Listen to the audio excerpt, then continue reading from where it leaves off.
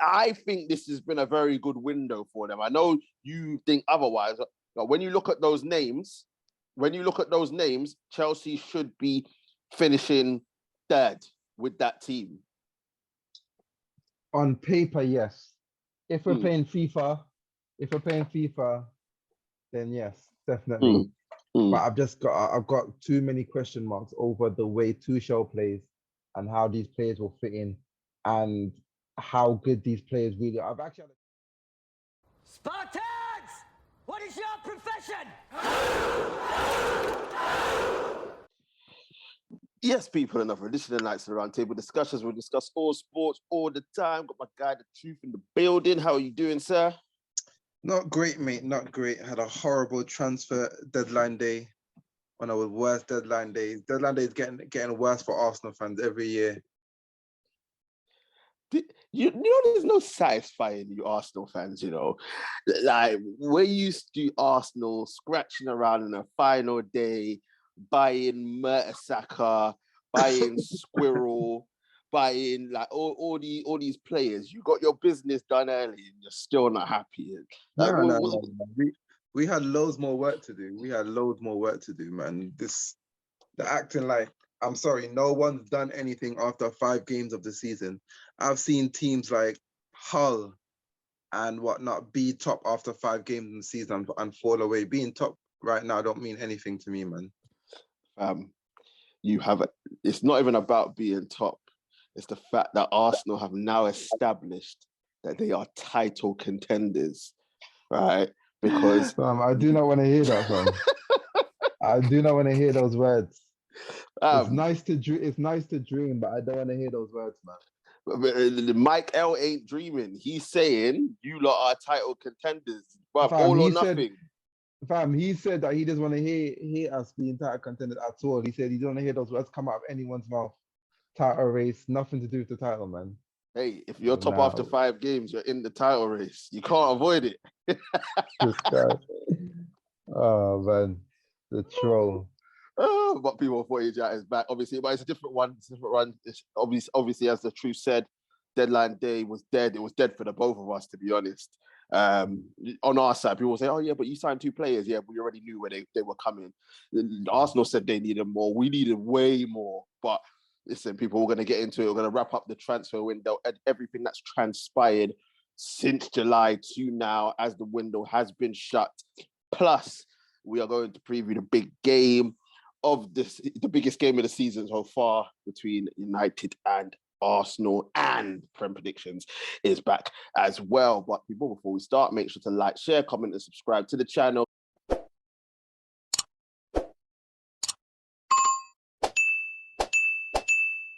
Get the likes up, get the subscriptions up, and say all the time, share. We are here. We appreciate you so much. And don't forget to join our social media pages as well. Links are in the description. Truth, as we know, transfer window is closed. Nothing now can happen between now and January. Obviously, you brought up your disappointment that nothing happened on deadline day for Arsenal. We'll start there, as you know, on top of the league as well. As I said, got your business done early. Got players in Jesus, Marquinhos. Who's Matt Turner? Who is that? Isn't he the USA #1? Or I don't know if he's #2 or what. I know. He's a goalkeeper. Yeah. He came in January though. We signed him like in January, and he came in like with this thingy. Because when I was going through it, I was like, "Who's this guy? Like what is he like? Is he a young player? Did you send him back out on loan? Like, I didn't understand like who he was, but yeah, you signed him. He's on #2. He's on #2. He's on #2. Okay, you got Fabio Vieira, the new Vieira, and I've not. Have you seen him yet? I haven't seen him. I don't know what he does. I don't even know what color this guy is. I don't even know. I'm here, yeah. I'm expecting 6-foot French international Paddy V to be coming on the pitch here. I don't want to see anything else. I have not seen this guy yet. I think he's about 5'8". Oh my days. Oh my days. And Zinchenko. Those are the players that have brought in Arsenal Football Club. Truth, just explain to people. it's a difficult one because when you see how you lot have played this start of the season, you want to say it's been a good window. But at the same time, when I go through those players, apart from two, I'm just like, meh. So, like, how do you see it? How do you sum up your transfer window? Because don't get me wrong, Jesus and Zinchenko are fantastic additions. But when I look at your transfer window as a whole, I agree with you. Your banter aside, I think there was more work to be done. And I think it could have been done. I said it to everybody many times. Right back, an actual number one, because we can't be playing Ben White there. Tomiyasu is not only injury prone, and those injuries are going to take its toll on him because he is a good player, but it's going to take his toll where he's not going to want to be playing as hard in case he gets injured. So that's going to affect his quality. Midfield, we knew, I kept on saying, Partey is injury prone. And what? He's got an injury. We got Xhaka in there, who he's about 30 seconds away from a red card, like at any given time, liable to do something stupid at any given time. El Neni, our backup, isn't even good enough, but even our backup is injured. Lokonga, while he did have a very good game against Villa, still not ready yet. You can't fully go say he's trusting this is the guy. And he's different to an holding midfielder that we need. So we needed cover there. Vieira, I don't even know where he plays. Like, I know his name is Vieira, but I don't know where he plays. So I can't think you on that one. Plan B. As I said, I would have gone and get a Weghorst. I would gone and get a Weghorst. We just needed a plan B. Man said he would have gone and got Bratwurst, bruv. Like, no, I would have gone get Peter Crouch from retirement and just have a plan B, something different. Backup striker. That is Eddie Murphy. How's it backup? They're both the same. Eddie, obviously Jesus has more quality than Eddie, but Eddie, they're more or less the same thing. If we strengthened those three positions, then I would have been very, very confident in having a good season. But because we didn't even do anything and the Douglas Luiz thing didn't make sense from all different directions. Apparently, what was that about? Because I think I remember you lot have been linked with him before. You know what it is for me, truth. With that, obviously, the deadline day thing was Douglas Luiz. I'm happy that you lot didn't get him because I didn't want you lot to have cover in midfield. But it just didn't make sense to me. I was just like, well, if you wanted to get him, all right, fair enough.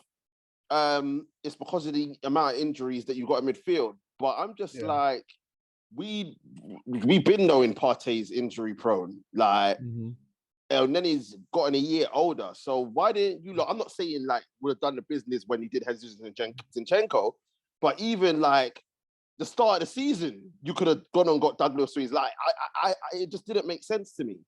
That transfer, and then Arteta came out and said, you lot were disciplined because you didn't go out and get just anybody. Like that whole thing, it was just weird. It was weird. It's the same mistakes as the past, man. Like every transfer window since 2004, all of our transfer windows have just been shambolic for one reason or next. Like you're telling me, okay, so we put in a 25 million bid, they rejected it. Let's say they wanted 30 million. It wasn't even 25. It was 20 and then it was 23. Yeah, 20. No, we came for a third bid, 25. No. It was 23 plus add-ons. That's what it was. Yeah. So I'm like, 5 million. I understand it's a bit too much for Douglas Luiz, but what you're paying for, you're not paying for Douglas Luiz. You're paying for coverage. You're paying for options that we do not have. You're trying to cover a certain point. And this is what our board, and this is what we never seem to get about the transfer. It's like Man United. Don't be twisted. You guys are not paying 70 million for Casemiro. Let's get it right. You never paid 70 million for Casemiro. You're paying 70 million money, I get it. It's too much for Casemiro. But that 70 million is going because McFred is not good enough. Yeah. So he's coming in to solve an issue that is worth more than the amount that you have to pay. And you have to pay that amount. It's like us, you have to pay that amount because we've got an issue that needs to be solved. Like, it doesn't make sense. And for me, like, I know people are going to call me pessimistic or whatnot, but I've seen this happen before. I've seen it happen. I've seen it happen for the last 20 years. And we've left ourselves short. We have injuries in that position. Our squad isn't big enough. Europe hasn't even started yet. Like, I can see it imploding. One bad result and it will just That's what happened. All it takes is one bad result. If you have one bad result and a full team with options, you can sort it out. But when you get a bad result and your squad isn't big enough, and then your team has to play harder next game, risk more, it just snowballs after that, and I'm disappointed, man. For me, it's going to ruin the entire start that we had. I know it seems extreme, but I've seen it. Like, I've actually seen it before. Fam, we were top of the league in 2008 and 2014, I want to say, and 2016. And we had very poor January transfer windows where we should have gotten players just to cover. And what happened? We fell away. Injuries happened. I remember 2008, Flamini got injured, end of our season. Remember 2014, I know I'm an encyclopedia here, but also asking me 2014, we're top of the league. We needed to sign a striker. We didn't. We relied on Giroud. We lost the league. We fell away. 2016, top of the league. Again, needed to sign reinforcements. Again, relying on people like Giroud and stuff. Midfield, Cazorla got injured. End of our season. Like, we keep on falling for the same thing over and over again. Like, when are we going to learn? I mean, you would never think Arsenal were top of the league. After that, I mean... Bro, it doesn't mean anything. It's start of the season. We're still in... It's just September. Top of the league doesn't mean nothing. Like, look, I hear you. All banter aside, I hear you.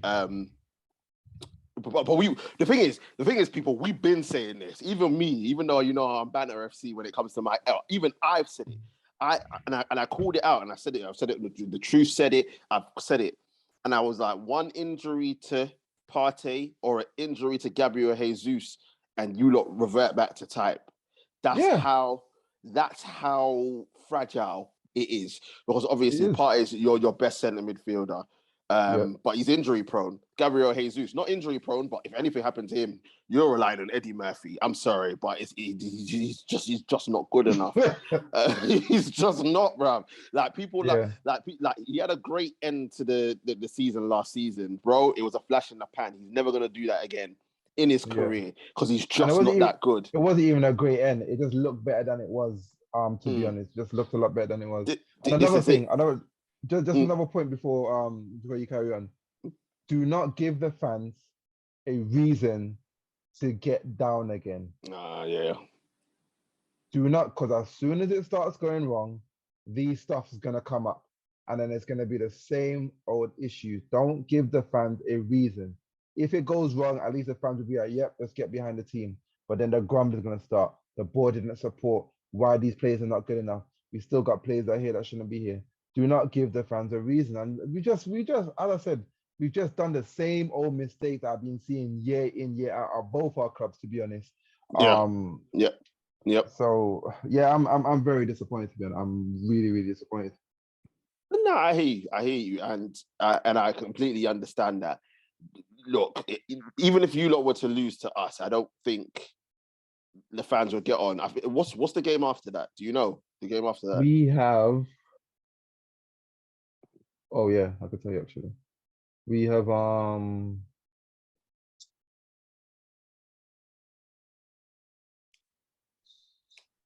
Everton at home, which right.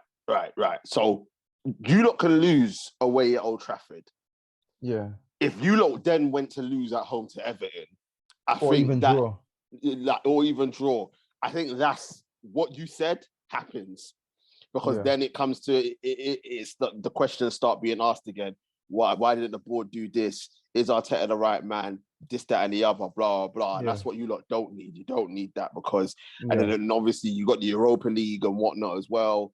Like, so the negative energy doesn't need to be there. And the one thing that Arteta's got right now, he's got that positivity and he's got that positiveness from the fans and the players, and they're responding. So the last thing you lot need is to go back to where it was before. So I completely hear that.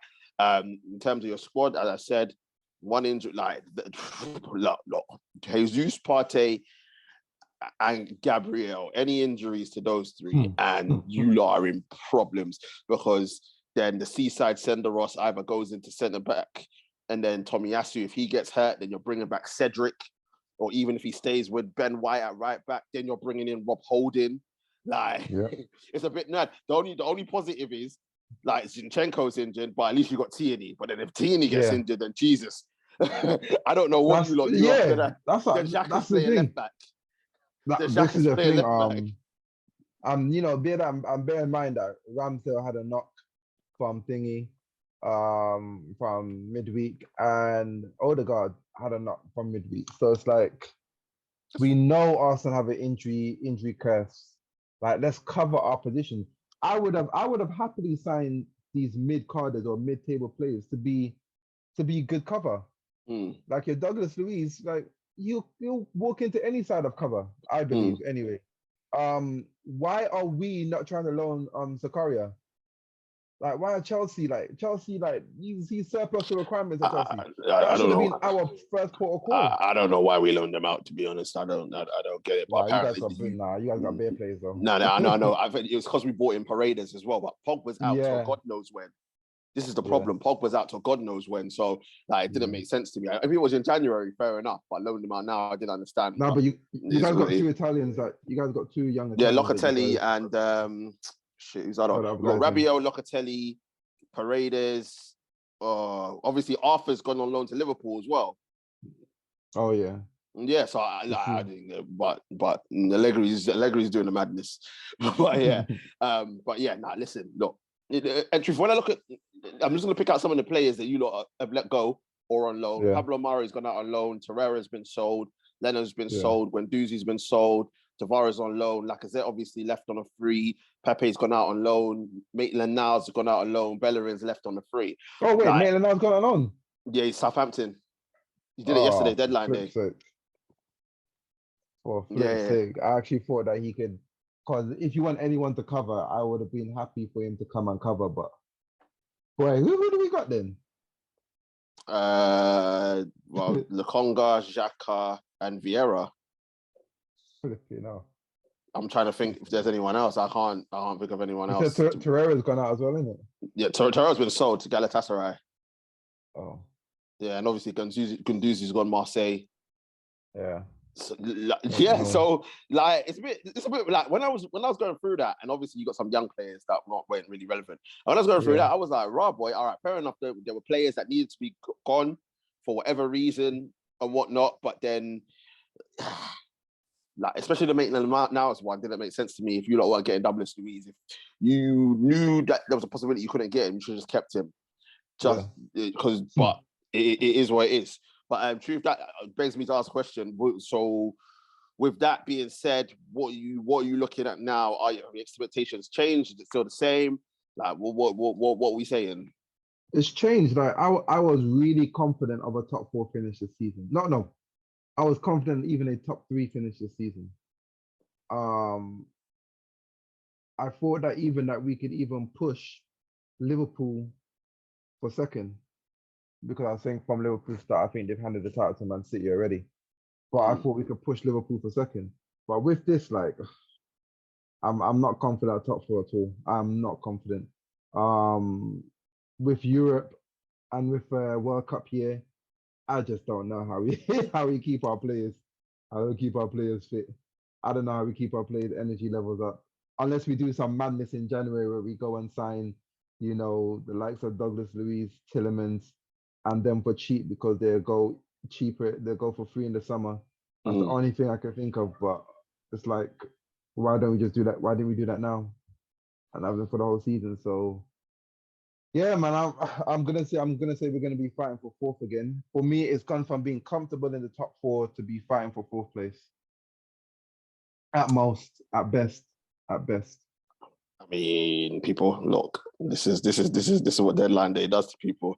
It blurs their vision and warps their mind. I mean, top of the table, 100% start, bouncing into Old Trafford to go and win. We played nobody yet, man. We played bouncing into Old Trafford, and then all of a sudden, people they're battling for 4th place. See it as this. The team that finished 5th last season, that team is just one Jesus injury away. Yeah. This is it. It's true. It's true. I can't dispute that because I'm the one that said it. Like the one injury away to going back, reverting back to type. It's all mad. But we'll see what happens with Arsenal. Hopefully, this negativity continues into Sunday. All right, let's move on to the very, very poor transfer window of Man United. No way. I'm gonna get onto you guys. All of those guys. I know the Glazers have had their critics, but they have shelled in and shelled out for Man United this season. They got your manager, my manager, 10 out of 10. They bought you guys Martinez. Yeah. And don't forget that Martinez signing does. That Martinez signing means that you don't have to play Harry Maguire. Harry Maguire is forgotten, dead in the dust. Malacia gets rid of another problem. Luke Shaw. Yeah, I'm not just talking about the sign, I'm talking about getting rid of 2 problem areas. Malacia. Casemiro, another problem area. McTominay, gone. Casemiro in there. Gonna help bring out the best in your team as an actual holding midfielder and bring out the best in Fred. Anthony. No more you have to rely on Rashford on the wings doing nothing. Now you can actually have him up front doing nothing, which is much better. Which is much better than him being on the wing doing nothing. Anthony and Sancho, 2 ballers. As Sancho's had a little bit of resurgence. Yes, you didn't get your striker, of course. I know you wanted a striker, but you can't have anything over 200 million spent. Problem area solved, manager in. This is the best transfer window that I have seen at United since you guys, I don't think, probably since Tevez. I would say, going that far back. I think this transfer window was huge for you guys, and your results have had an uplift. It's had a good uplift, so it's come at the right time. And apart from the striker, what complaints could there be? Look, I 100% agree with you. In terms of the problem areas, a lot of them have been addressed. Obviously, it's going to take more than one window to eradicate everything that's happened at the football club. For me, the striker is massive. Is massive because Tony can't stay fit. Yeah. It's massive. And I wanted another midfielder. And the reason why I'm not overly gassed about this transfer window is because those 2 deals could have been done. Tielemans was there. He had a year left, 40 M's. Get him in. I don't have to see Bruno Fernandes ever again. All right. And in terms of the striking department, if Tony's not fit, Memphis was there. He was ready to terminate his contract at Barcelona. He plays the style of play that Ten Hag wants, gives us a little bit more depth. Obviously, that means that CPR goes further down in the pecking order. And I think with those 2 signings, if we would have got those 2 in, I would have happily said, with Chester, you lot know me, I am the most pessimistic person there is. I would have said with Chester, there is no reason why we should not get top 4 if we would have made those 2 signings. But without I know the goalkeeper's another one, but that's a longer term thing that you have to try and sort out. But with those 2 signings, I would have said, without those 2, I still think we're in the same position we were at the beginning of the season. I just think that in terms of the 6th place finish, I think everybody above us is better than us.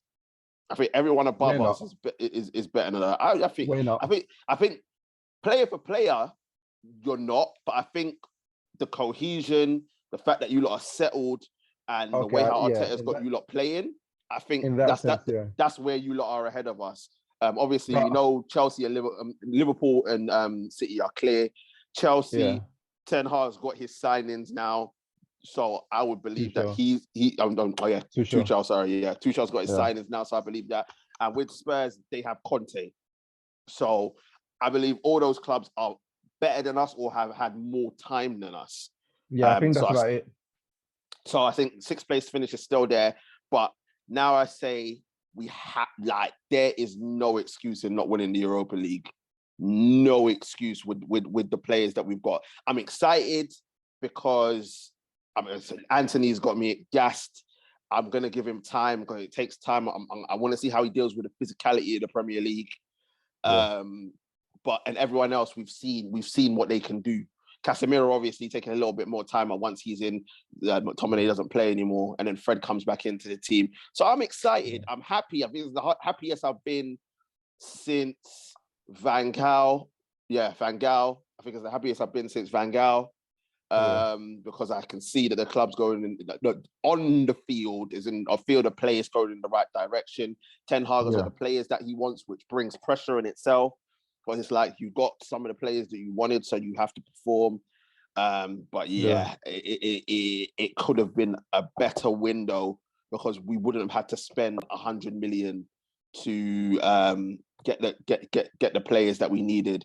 It would have been 40 M's for Tielemans and then negotiated wages with Depay, and it would have been sorted. Yeah, I think the reason why you couldn't get Tielemans is because those 40 M's went on Casemiro and Anthony. Because let's be real, those two players under normal circumstances, you probably get Casemiro about 30 million.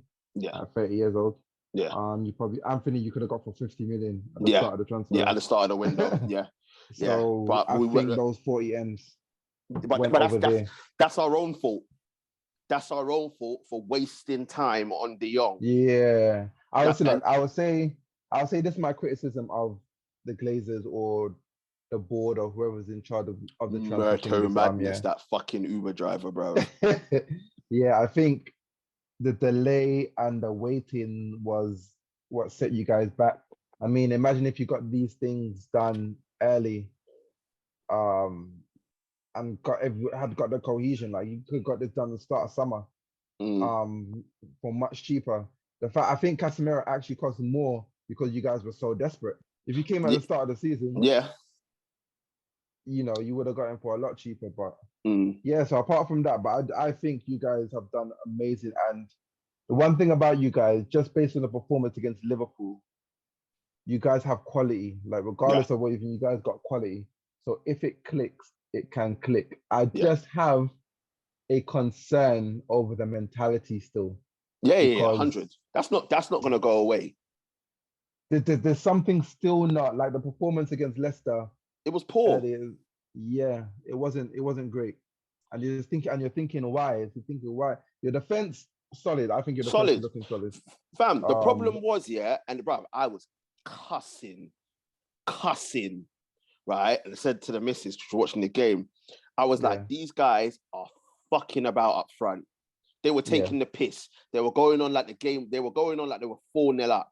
And this is the problem that I have is that and these guys mentally, they either go two ways. Either they think they've won it and start messing about, or they completely go into their shell. Like if we was playing any half decent team, we would have lost that game last night. It's only because Leicester was so bad. And that's not me taking a shot at the defense or the midfield because it was organized. That's me saying because up front, they didn't kill the game off, any half decent team would have got back into it. And then it's a case of, oh, well, it's 1-1 now. What are we going to do? Because what we still need to realize, Man United fans, yes, we've won the last 3 games, but we haven't been behind in any of them. Yeah. Or no one's clawed back. I want to see what happens when we go behind in the game. I want to see what happens when it goes back to 1-1. I want to see if we go back to the Solskjaer regime where like every player just goes hiding and we get battered 4-5. Yes. Or are we actually going to stand up, put our chest out and say, all right, cool, you pegged us back or you've gone 1-0 in front, we're going to go and get it because it's going to come. It could come on Sunday. You lot could go 1-0 up. I think this is the one issue with United that I see. It's not based on... It's based on personnel. I think in the forward areas, you fix the midfield to an extent and the defense, but all those players are there. in terms of the forward areas, it's still more or less the same players as last year that have that mentality. Like if it starts going poor, you can see them just switching to social, giving the ball away, which you guys did do sometimes at Leicester game. Long balls, like there's no cohesive play that Ten Hag wants, because you can see Ten Hag what has something, and you guys are forcing it. So in that sense, it will take some time. But the signing are there, the personnel is there. Yep. I think for United, once it clicks, you guys will have a very decent season. I expect to see you guys fighting for fourth place. Now, if it wasn't for these signings, I'd be like, if you guys had poor transfer window, I'd have been like, yeah, you guys are finishing 10th. But nah, I can see you guys fighting for fourth. What do you think? We can, but I think it's unrealistic. My focus is Europa League. Why not? I want to see our first, because I think we can win that. I think it's easier for us to win the Europa League than it is for us to get fourth. I just think that the 5 teams above us are so far ahead of us. But they're not though. We can fight for it, but by March we'll be out of it. By March we'll be out of it. That's why my focus. So. I want to see first 11 again in the Europa League against Real Sociedad and whoever else we got in there. I don't even know who else is in our group. Whatever else is in there, bruv. I want to see them, man, on Thursday at like 5:45.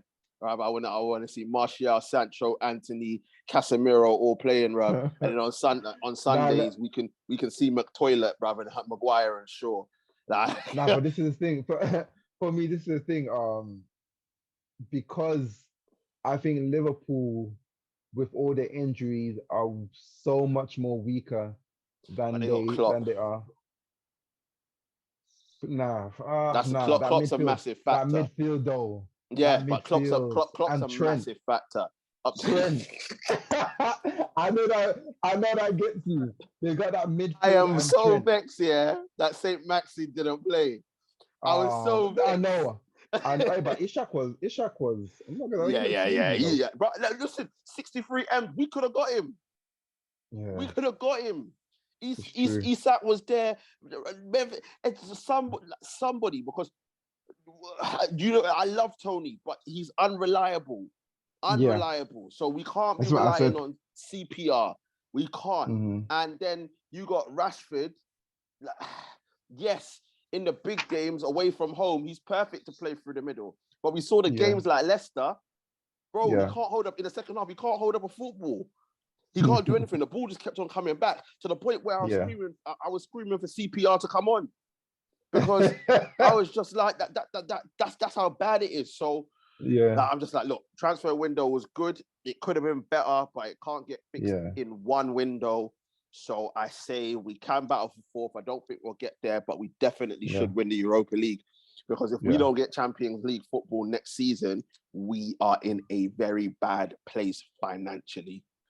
We will be in a very bad place financially. I agree. But truth, let's just go through. Actually, no. Let's talk about this one, bro, because obviously he's not here again, but we must have to talk about, because I believe they've had a fantastic transfer window. And Chelsea, 278 million spent, right? Cucurella, Sterling, Koulibaly, Chewbacca. I don't know how to say his name, bro. How's it Chewbacca? The young youth from Aston Villa, Casadei from Inter Milan. I don't know much about him. Who is he? Another young guy from Inter Milan that they bought. On like 16 mil. Fofana obviously finally got his move. Zakaria on loan, and the big one, Aubameyang, back in the Premier League. I think that is a very good transfer window. Like, considering that Chelsea fans were screaming like Cucurella, obviously that gives them Chilwell and Cucurella at left wing back. That's great. Sterling comes in, obviously, with Ziyech and Pulisic and Lord Mason Mount. And then you got Koulibaly's experience, Fofana, obviously youth, young centre-back to go with Thiago and Aspilicueta. Reece James doesn't have to play centre-back anymore. And then Zakaria obviously shows up that midfield because Kante's injured. So you'll have Zakaria, Kovacic, Kante, Jorginho, Lord Mason Mount can play in there from time to time. Loftus Bumcheek, Gallagher. Like, so that's their midfield. And then the centre forward. Yes, Oba's 33, but as we saw when he came to Arsenal, hit the ground running. When he went to Barcelona, helped them a lot to get from 5th to finishing 2nd in the league. So we know he starts fast. Under Tuchel, they got a great relationship. I think he scored like something like 79, 80 goals for 2 seasons under Tuchel as well. I think this has been a very good window for them. I know you think otherwise, but when you look at those names, Chelsea should be finishing 3rd with that team. On paper, yes. If we're playing FIFA, then yes, definitely. But I've got too many question marks over the way Tuchel plays and how these players will fit in and how good these players really are. I've actually had a Chelsea fan. I was talking to a Chelsea fan at work. He was actually thinking to himself, how good are some of these players actually? Like, for me, first, my thoughts on Koulibaly. I thought you don't have to go through it again. He's he's very overrated as we are currently seeing. I won't say he's as bad as Maguire, but if you need to, fam. No, I'm not calling him Maguire, but I'm saying that if you need to play. Don't ping me on that. Yes, man. It's going straight to cooking with Rash, bro. Listen, but one thing that if you need to play in a 3 to be a good centre back, then I don't rate you as highly. You're not that. You're not the man. You're not that guy. You're not the guy that's gonna change. And that's Koulibaly. He has to play in the 3. Cucurella, like him. I think he's actually been playing really well. So I'm not gonna say much about Cucurella. He's a good player. Sterling, if you're relying on Sterling to score your goals, there's an issue. But that's why they brought in Oba. Question marks over him being 33. There are question marks. That last season and a half with Arsenal was, there's a reason why. Do you see that last season and a half? Do you think that was an age thing, or do you think that he just wasn't happy with Mike L? Both. I could see he wasn't happy with the squad, but when we started turning things around and the team was doing a lot more running, he couldn't keep up. He was always in the wrong places. His finishing left. At Barca, though, he still showed that he still has it. So we'll see what Oba we're getting. We see what Oba that we're gonna get. As I said, I've got no qualms with a good Oba playing at Chelsea. I just don't know how it fits in a Tuchel system, though. Because what is he going to play? Is he going to play on the shoulder? Is he going to drop deep? Like, I don't understand what Tuchel plays. What striker does he want? Fam, you listen, with Tuchel, right? The thing is, this is an issue that I have with Tuchel. It was the same thing with Fat Frank. The issue with Chelsea, the first half of the season with Tuchel and Fat Frank's 2 seasons, it was a case of they created so many chances, but they just couldn't score. But then last season, yes, they had the fat man and he was useless, but they didn't play to his strengths. But then they didn't create. And then this season, I don't know. But that's the thing. What does he want? Does he want a striker that's going to play on the shoulder? Because that's what Lukaku wanted, but he wasn't getting the ball. Does he want someone dropping into the 10? I just think he wants a ST, bruv. If someone that does everything, they run in behind, they hold the football up, they link play, they drop deep to play the Harry Kane quarterback role. I don't know, but so why didn't they spend 100 million for Osimhen? Was it Osimhen, fam? I don't know. Listen, I don't know. You have to ask a Chelsea fan. Like, I don't pay attention to Tuchel long enough to know what he wants from his centre forward. But because I don't even know what they play. This is the thing for me. I don't know what they play. I think the only thing that we can say about Tuchel and this team is they should never, ever, ever play 4 at the back. Because anytime they play 4 at the back, they get exposed. Smoked. Southampton did it, fam. How many times did they do it towards the end of last season? They got exposed. They just can't do it. They cannot play 4 at the back. And But that's what I'm saying. I know This team Cooking is and so Rashford take, unbalanced. and I know Cooking Rashford take it personally, but it's facts, bro. They can't play 4. They have to play 5. But when they play 5, I just feel like because they play the 5-2-3, they then lack creativity. And the creativity comes from their wing backs, but it's coming from crosses, but you're crossing to nobody. So it's all a bit mad. But what Chelsea fans have to hope for now is that now that he's got all these players in, he's got the players that he wanted. Oba might have not been his first choice, but he's worked with him before, that we can finally see what it is that Tuchel wants from his players and how this is going to work. Because I'll give him that. Give him that. It has to work this season. They have to finish Last third, chance. and they have to finish third, and they have to win the FA Cup or higher.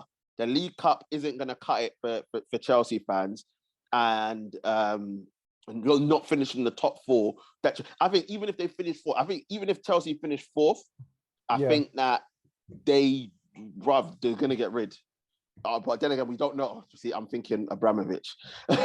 Like, we don't know what Todd Bowley's like, but I think Cooker and Rash even said it. I think he said something absolutely ludicrous, saying if they don't finish second and win like the FA Cup or higher, then he should be sacked. But that's just Chelsea fans for you. Because that don't make no sense. But he thinks Chelsea are clear of Liverpool. I don't know.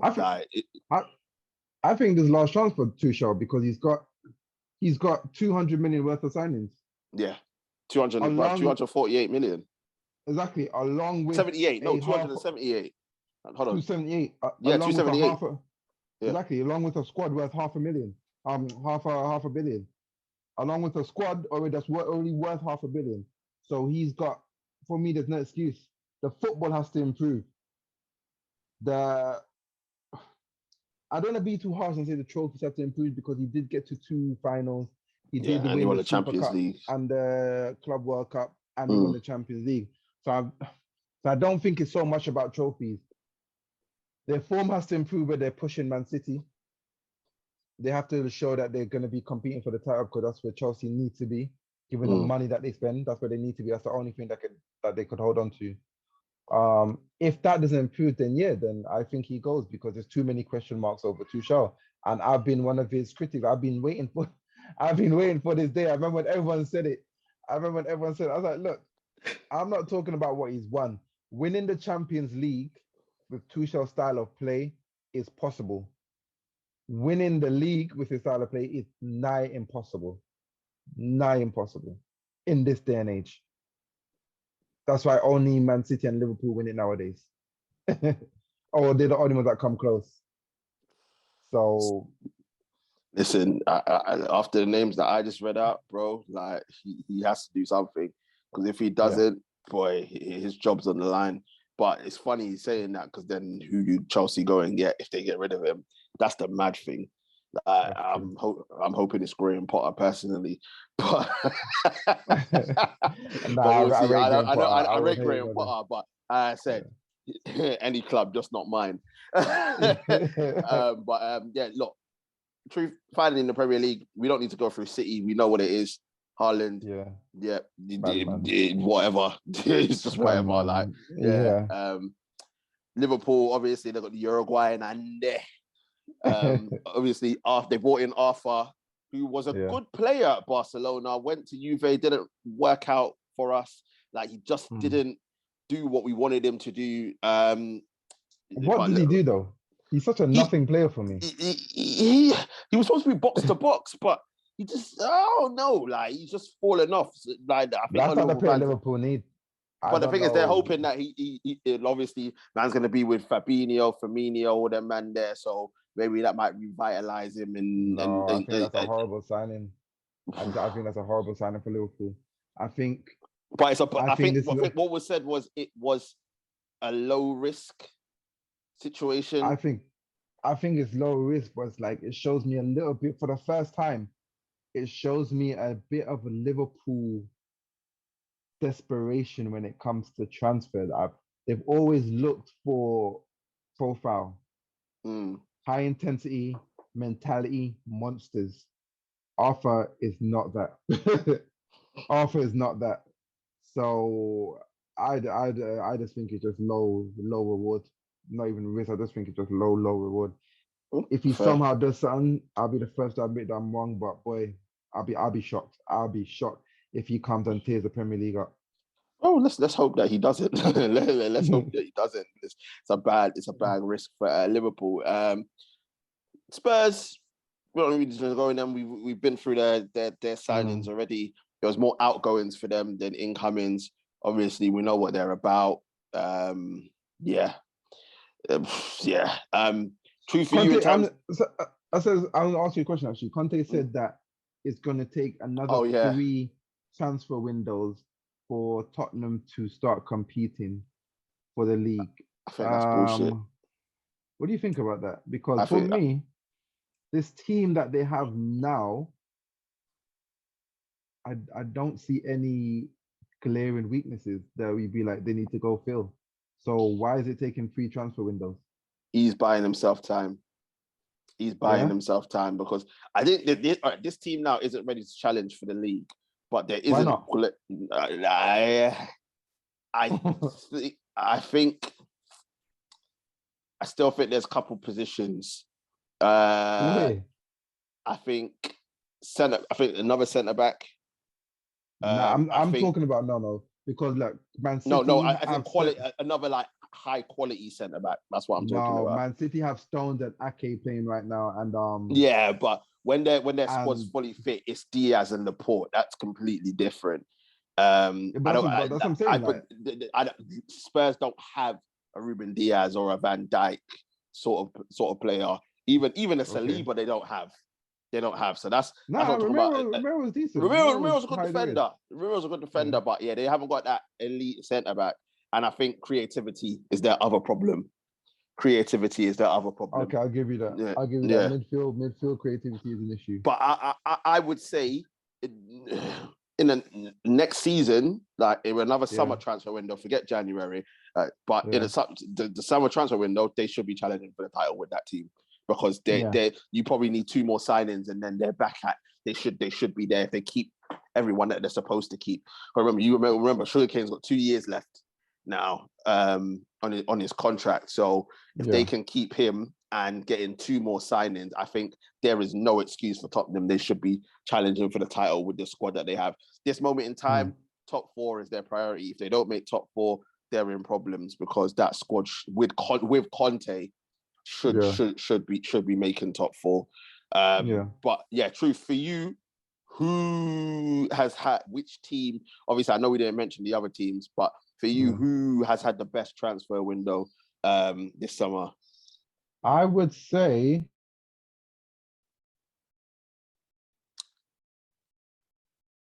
the team having the best transfer window. I would say, flipping, it's a hard one. Just say it, man. Just because of Haaland. Yeah, this you're gonna say. But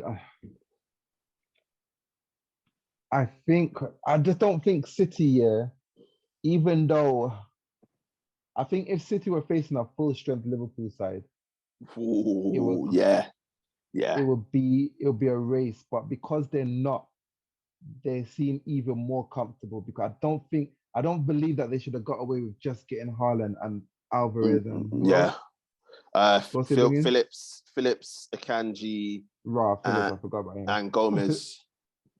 Yeah, I just don't think they should get away with those signings and losing Sterling, Jesus and Zinchenko. Fernandinho as well. Left.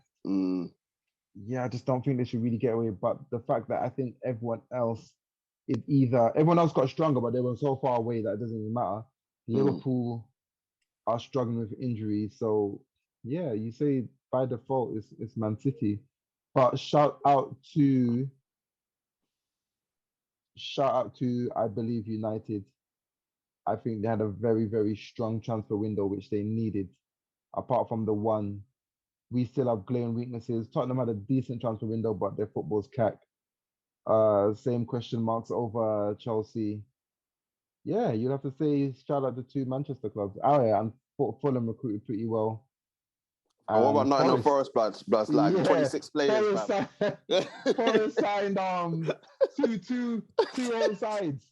They're gonna be going for Europe, fam. They got a team for Europe. They got a team for the FA Cup. They got a team for the League Cup. They got different teams, fam. You need it when you're challenging an all. So shout out to Forest. Obviously I agree. The Haaland thing is just mad. 50 million, you Yeah. can't say anything. I think Chelsea have had a very good transfer window. I Yeah. think them players will come to the fore. I also think that I had another team in my head. Who was it? Fulham have had a good window. Nottingham Forest, obviously, all those signings, they're gonna live or die by the sword when it comes to that. But yeah, nah. Listen, transfer windows close people for the Premier League. We're going to see what happens. Truth quickly. Go to the West. West transfer window. What, Leicester? Yeah, I think it's clear. Yeah, Leicester. I think it's clear. Leicester. Right. Brendan Rodgers looked broken. He looks like a broken man. Don't get me wrong, he's not getting away with it because he deserved to be sacked. Because even last season, their football wasn't great. But you can't. But I feel sorry for managers that don't get the at least opportunity. Like he's gonna get sacked, but then, the team needs refreshing. But I say refresh the team first, and then get a manager in, or get a manager in and then refresh. Don't have the same lame squad and expect Brendan Rodgers to work wonders with this squad that he's already failed with last season. So, yeah, that team, Leicester in trouble.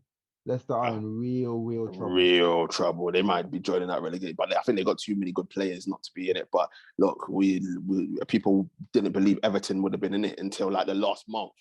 Well, to be fair, when Fat Frank joined, I think everyone then believed it. But before that, I don't think anyone would have believed that Everton would have been in. So you could always get dragged into the relegation battle. Some people say Leicester are where they're supposed to be, and they've overachieved for how many years? It's a bit mad. True, quickly, just looking around Europe, the two teams that just absolutely ridiculous. Barcelona, obviously, Rafinha, Koundé, Lewandowski, Frank Kessie, Christensen, Bellerin, Alonso. So they should be Champions League and La Liga for them and their criminal activities. Getting all these players through the door, it's a bit mad. And then PSG, look at Vitinha, Nuno Mendes, Fabian Ruiz, Carlos Soler, Renato Sanchez. They signed young. Mukelele. So many young players, fam. So many young players. It's a bit, it's mad. It's mad that these two, well, obviously PSG is expected, but Barcelona, fam, they need to be on fraud watch because they signed all these players with illegalities. Yeah, I'm sorry, Barcelona. If I'm Real Madrid and Barcelona win the league, I'm throwing a complaint in or something. I'm not even freaking trying to call the La Liga authorities because they allowed it. I'm looking to call the tax. Man said the IRA. IRS, sorry. IRA, the flipping thing for IRS, apologies. But you know what? Nah, let me not go there before. They need to come sort that out because I don't know how they did this possible. To sign all those players by owning $1 billion, and they still Frankie De Jong, and then they're trying to get money off Atletico because Thingy's not being played. This is a madness. It's mad in Spain right now. Fam, it's absolutely crazy. Barcelona, I don't know what mafia bosses Barcelona know, bruv, to be able to get all these illegal activities going, but it's absolutely crazy. Absolutely crazy. And as I said, when you look at the list of players, that they've signed is madness. And like PSV have signed young, and they signed well to obviously complement the Mbappe, who's basically runs PSG now. man's calling for Neymar to get sold and all that. You tried to do it on deadline day. Man tried to get Neymar sold. Yeah, but Neymar like Kobe Bryant. Man is playing for his career. Man's balling out. When Kobe had that case against him, man played his life out. No, man beat that case on. He beat that on the pitch. Neymar's beating it on the pitch, man, because he's balling out. No, I hear that. People, we're gonna wrap up the transfer. We're gonna have to move on to a next show for the next piece, because we've been going on for nearly an hour. So let us know what you think in the comment section. Let us know what you think about Arsenal transfer window, United, Chelsea, Spurs, Liverpool, City, Newcastle. Unfortunately, we couldn't get two on. I would have loved to know what you thought about Newcastle. The Newcastle transfer window. But yeah, let us know what you think about it. Or anyone in Europe, PSG, Barcelona, Bayern Munich, Real Madrid, Juve, Inter, AC. Let us know what you think in the comment section. And as usual, make sure to like, share, comment, and subscribe to the channel. Get a like, get the subscription up. As I say all the time, share. We are here. Don't join our social media pages as well. Links are in the description. People, jump over to the next video, because we are going to do the Prem preview. Obviously, the big game of the weekend, United against Arsenal, as well as the Prem predictions. So make sure when you leave this vid, click over and go over to the next one. And yes, people, we will see you on that one. Peace.